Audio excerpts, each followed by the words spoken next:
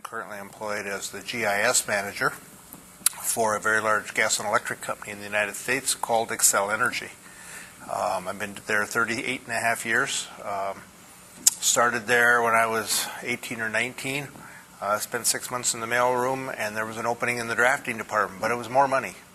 So there I went for $3 an hour, and here I am today, way changed by technology.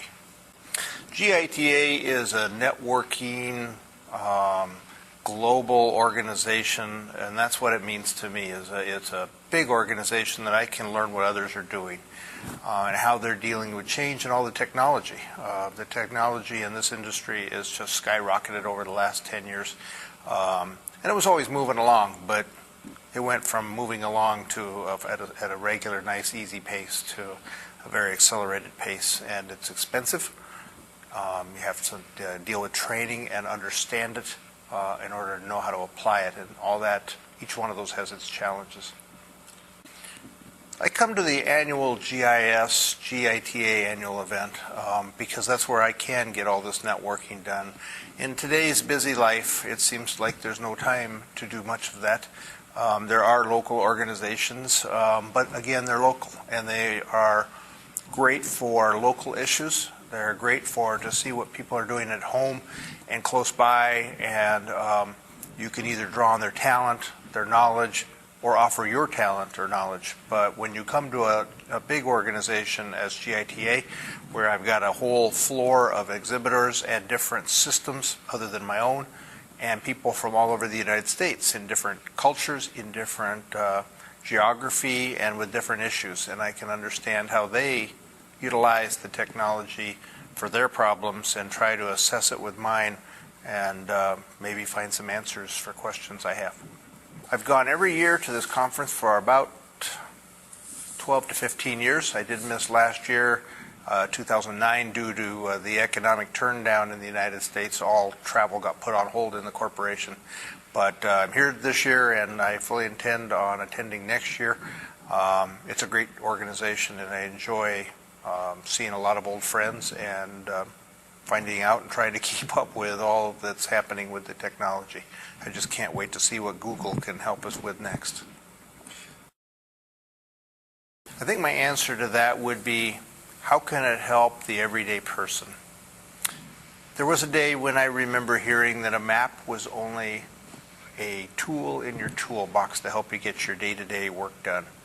So from a utility perspective, that's knowing where all the pipes and wires are and where your assets in the field are. Today it is in everybody's car. It's in everybody's cell phone. It's down to the everyday user, and they're becoming very familiar with it. Now, the challenge that comes with that, then the expectations of people like me in the industry become higher. And keeping up with it and meeting your customers, internal or external expectations, becomes much more of a challenge at that point because it costs money. That's the big challenge. Understanding that technology, you can get training for that. Finding the dollars is a little bit tougher sometimes. But if you understand it, it's easier to sell to management. It's easier to show them the benefit, et cetera, et cetera. That's what I get from this conference, is more networking, talking to additional people, getting that story together so that we can try to keep up with the rest of the world in technology. But the most exciting thing is getting it to the common user and getting everybody something they can use. That's a map, which is my passion. That's why I'm in the business. What would I recommend to a new user, or no matter what their age is, or someone that wants to pursue a career in this industry? Number one, you need the passion. What's exciting about it is it's never the same old stuff unless you get into some kind of manual updating that's just routine stuff, but most of it is not that way. Updating maps and keeping up with the technology, it seems to be ever-changing. It always was, even when we used to do it on Mylar or in AutoCAD or other ways. It's constant updating and trying to understand land documents, trying to understand geography. Recommendations, I would say get some history, get some background, take some geography courses, maybe even take some GIS background type courses. I don't think you necessarily have to have a 4-year degree, although that's coming soon. There's so many people with degrees now that it's going to become a norm to have a degree. I can see the writing on the wall. But I think that if people just get some background in it before they move forward, and make sure that that's really what they want to do. And if it is, then they should contact someone like myself that's in the business, do a little bit of this, sit around with somebody, come visit the location, talk to other people already doing that type of work. Everybody will have their own perspective and their own hints at what you can do to better yourself.